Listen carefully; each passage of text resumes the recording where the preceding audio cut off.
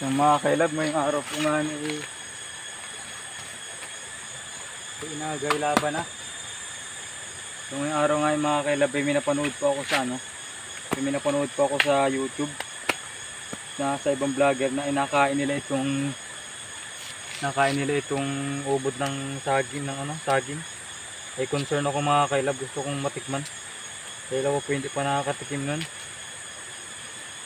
Tikman ko ito. Anong lasa nito?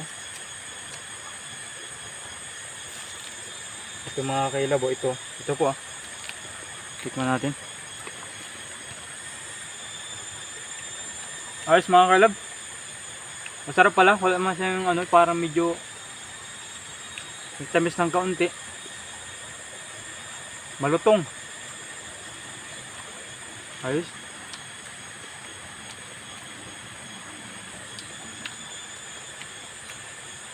Ayos mga kailab, makatas. Ayos.